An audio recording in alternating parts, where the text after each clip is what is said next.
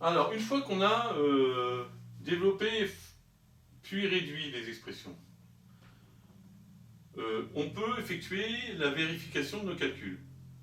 Pour cela, il y a une méthode qui marche très bien, qui consiste à remplacer en fait au début de l'expression, hein, à l'expression du début et au résultat, de remplacer x par la valeur 1. Dans ces cas-là, on regarde si on trouve la même chose. Si on trouve la même chose, bah, ça veut dire qu'il y a toutes les chances que le calcul que l'on a fait ici, que le résultat trouvé, soit juste. Donc je fais par exemple la vérification pour un indice 1. Donc je remplace ici x par 1.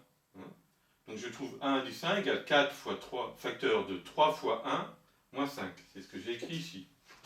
Et ensuite je fais le calcul. Alors 3 fois 1, c'est égal à 3. Donc, ensuite je fais donc 4 facteur de 3 moins 5. 3 moins 5, c'est égal à moins 2. 4 fois moins 2, ça fait moins 8.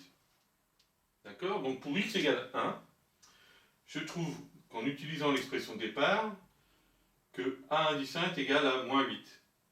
Et je fais la même chose, ensuite, pour l'expression développée et réduite. Donc pour x égale 1, cette expression-là va nous donner donc 12 fois 1 moins 20. Et 12 fois 1 c'est égal à 1.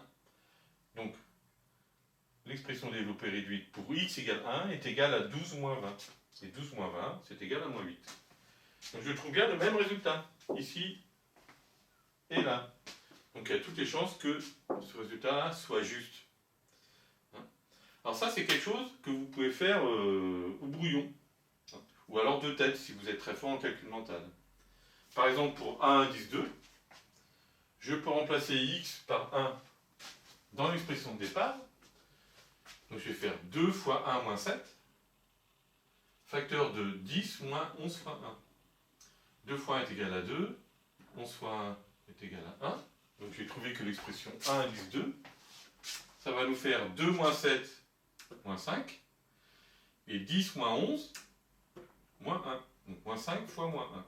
Et moins 5 fois moins 1 est égal à 5. Donc vous voyez, pour x égale à 1, cette expression-là est égale à 5. Je prends ensuite l'expression développée et réduite. Donc 1 indice 2 égale moins 22 x au carré plus 97 x moins 70. Et je remplace x par 1. Alors l'avantage de remplacer x par 1, c'est que moins 22 fois 1 au carré, ça fait moins 22. Donc il n'y a que ce terme-là, que ce facteur-là, enfin ce terme-là qui apparaît.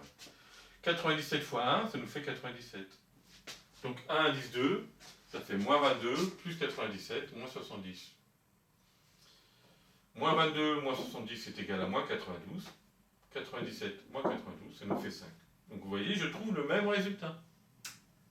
Si j'ai le même résultat, ça signifie que l'expression trouvée ici, l'expression développée et réduite, a toutes les chances d'être juste. Voilà, j'espère que cette vidéo vous sera utile.